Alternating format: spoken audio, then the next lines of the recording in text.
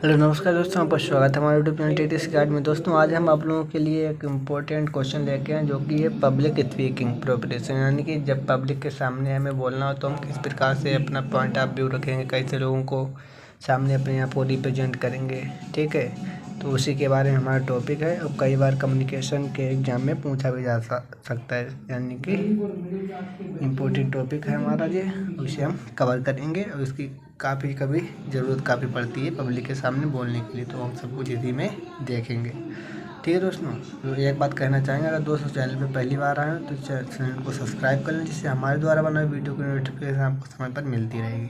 ठीक है, अगर दोस्तों आपको वीडियो पसंद आए तो आप उसे देख सकते हैं, अगर पसंद ना आए तो आप उसे स्किप भी कर सकते हैं, इससे ये होता है। ठीक है, चलिए ज़्यादा समय वेस्ट नहीं करते हैं, देखते हैं वीडियो के अंदर। तो पब्लिक स्पीकिंग है। पब्लिक स्पीकिंग होती क्या, पहले हम ये देखते हैं। Public speaking is most important part of our life and it can be viewed from the stand point of individual. ठीक, यानी पब्लिक स्पीकिंग ये बहुत ही इम्पोर्टेंट पार्ट है हमारी लाइफ का, कभी ना कभी इसका सामना हमें करना ही पड़ता है। ठीक, it can be viewed from the stand point of the individual. ये इंडिविजुअल यानी कि कभी किसी भी प्रकार से किसी भी पॉइंट पर हो सकता है, किसी भी समय। ठीक, the organisation and the social structure effect us. यानी कि ऑर्गेनाइजेशन कोई भी संस्था है या और the social structure effect us, यानी कि कोई ऑर्गेनाइजेशन में या कहीं भी समाज में कोई भी हमसे कहीं कुछ ना कुछ करके जो हमें इफेक्ट करते हैं।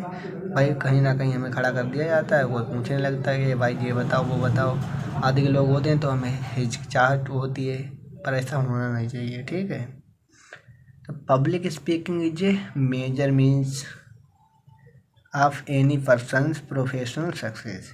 यानी कि पब्लिक स्पीकिंग जो है, जो मेजर माने मुख्य, मीन्स मतलब क्या है, ऑफ एनी पर्सन कोई भी व्यक्ति है जिसकी प्रोफेशन सक्सेस, यानी कि उसकी जो प्रोफेशनल सक्सेस है उसी पर आधारित। यानी कि कोई व्यक्ति है जो बहुत ही ज़्यादा नॉलेज मैन है, यानी को उसने सफलता हासिल कर ली, तो उसी से अधिकतर लोग पब्लिक स्पीकिंग में बुलवाते हैं। तो इसका मतलब यही है, यानी कि भाई को उसी को अधिकतर बुलवाया जाता है।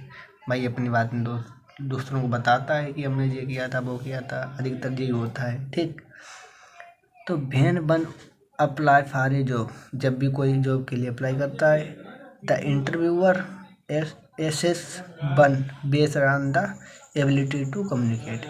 यानी कि जब भी कोई जॉब के लिए अप्लाई करता है, तब जो इंटरव्यूअर्स होते हैं वो उससे कुछ ना कुछ क्वेश्चन करते हैं उसकी एबिलिटी के अनुसार, यानी कि उसे क्या आता है क्या नहीं होता है, वो किस प्रकार से बातचीत करता है, ये सभी वो चेक करते हैं, उससे पूछते हैं। ठीक, अब हम देखते हैं इसके जो तैयारी है, किस तरीके से हमें तैयार करना चाहिए।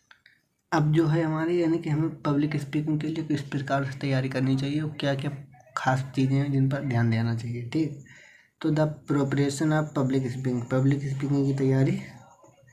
तो careful planning is essential for successful speech. यानी कि एक सफलपूर्वक स्पीच के लिए हमें सावधानीपूर्वक प्लानिंग करने की आवश्यकता है। ठीक, the better preparation is advance gives more confidence on stage. यानी कि एक अच्छी तैयारी स्टेज पर बोलने का, यानी कि कॉन्फिडेंस का एक अच्छा माध्यम है। द बेटर प्रिपरेशन, एक अच्छी तैयारी, इज एडवांस गिव्स, यानी एडवांस में देती है हमें मोर कॉन्फिडेंस, बहुत अधिक कॉन्फिडेंस देती है। यानी कि अच्छी तैयारी होती है तो हम स्टेज पर आसानी से बोल सकते हैं। ठीक, preparation usually requires the following step. यानी कि प्रिपरेशन हमारी जो तैयारी है उसके लिए निम्नलिखित स्टेप्स हैं जो फॉलो करने जरूरी होते हैं। क्या है देखते हैं। पहला है हमारा डिटरमाइन द पर्पज, यानी कि उद्देश्य क्या है आपका, यानी आपको क्यों बुलाया जाता है स्टेज पर, आप क्या बोलने जाएंगे, ये चीज़ें इंपॉर्टेंट है। इन्हीं में क्या आता है, each speech can have a general and specific purpose. प्रत्येक स्पीच का जनरल या स्पेसिफिक पर्पज हो सकता है। ठीक, कोई भी पर्पज हो सकता है, कोई काम हो सकता है, इसीलिए तो स्पीकिंग करवाई जाती है। The most common general purpose of business task is to inform और instruct, to persuade, to entertain entertain, ठीक, यानी कि मोस्ट कॉमन जनरल पर्पज, यानी कि बहुत अधिक सामान्य जनरल पर्पज है। बिजनेस टास्क जो बिजनेस में पूछा जाता है। इज टू इन्फॉर्म, सूचित करने के लिए, और इंस्ट्रक्ट, निर्देश देने के लिए। टू परसू, टू इंटरटेन, यानी कि इंटरटेन में जो लोग होते हैं उन सभी को इंस्ट्रक्शन देने के लिए यूज किए जाते हैं, बुलाया जाता है उन्हें, ठीक। The specific purpose is to achieve a definite specific result, यानी कि जो स्पेसिफिक पर्पज है, यानी कि बहुत ही इम्पोर्टेंट पर्पज, उद्देश्य जो हमारा है, उसका मुख्य उद्देश्य जो होता है अचीव करना होता है डिफिनिट स्पेसिफिक गोल, यानी कि निश्चित रूप से कोई स्पेसिफिक गोल में लक्ष्य को, रिजल्ट को प्राप्त करना होता है, ठीक। तो इतना हो गया हमारा। इसके बाद है analyse the audience and the situation, यानी कि हमारे ऑडियंस हैं और हमारी जो सिचुएशंस है उन्हें सभी का एनालाइज करना चाहिए, विश्लेषण करना चाहिए, यानी कि उन्हें किस चीज़ की नीड है, उन्हें क्या सुनाना चाहिए, वो किस लेवल के हैं, किस तरीके से उनसे पेश करना चाहिए कि जो वो हमारी बात को ईजिली समझ पाए, ठीक। तो for public speaking audience analyse is very essential activity, यानी कि पब्लिक स्पीकिंग के लिए हमें ऑडियंस के बारे में जानना बहुत ही इम्पोर्टेंट है, यानी कि उनकी आवश्यकता क्या है, इस प्रकार में जानना बहुत ज़रूरी है। One should analyse the audience and the situation in order to speak successfully in public, यानी कोई भी अगर पब्लिक स्पीकिंग बोलना चाहे तो पब्लिक के बारे में जान ले, और उनकी वो सिचुएशन, यानी उस समय जो स्थिति, उस सभी के बारे में अगर वो अच्छी तरीके से जान जाए तो वो एक सक्सेसफुली स्पीकिंग कर सकता है, ठीक। जल्दी करते हैं दोस्तों, वीडियो लंबी हो रही है।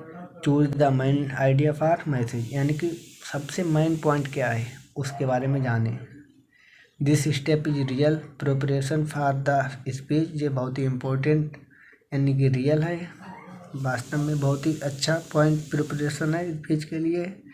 इन this step be prepare for the main idea of our message, यानी कि सबसे मुख्य पॉइंट, ठीक, हमें देखना है अपना, अब वो बोलना है।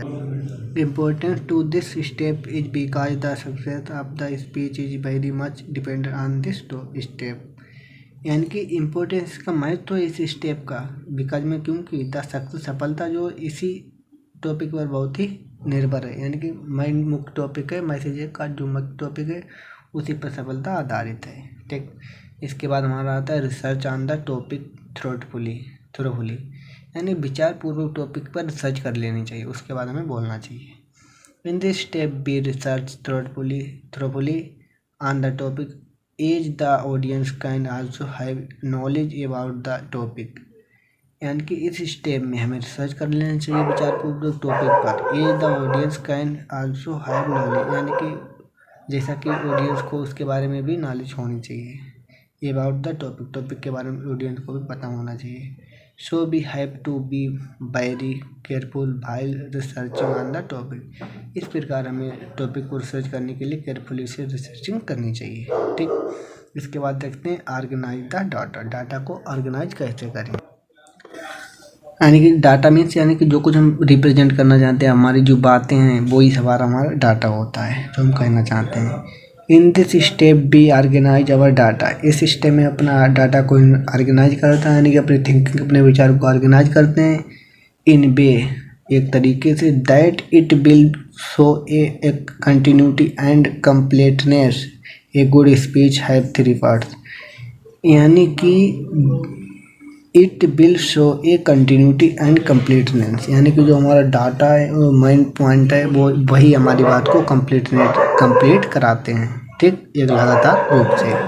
अब एक गुड स्पीच हैव 3 पार्ट्स, एक अच्छी स्पीच के लिए हमें 3 पार्ट इम्पोर्टेंट ध्यान देने चाहिए और वो बोलने चाहिए। नंबर 1, तो देखिए दोस्तों, पहला नंबर हमारा इंट्रोडक्शन है, इंट्रोडक्शन के बाद डिस्कशन है, डिस्कशन के बाद कंक्लूजन है, यानी कि ये तीनों पॉइंट बहुत ही इंपॉर्टेंट है। कोई भी स्पीच देने के लिए हमें तीनों पॉइंटों को निष्कर्ष देखना चाहिए, क्या रिजल्ट आता है। अगर दोस्तों चैनल को सब्सक्राइब अभी तक ना किया हो तो कर लें। चलिए ठीक है, मिलते हैं नेक्स्ट वीडियो में, थैंक्स।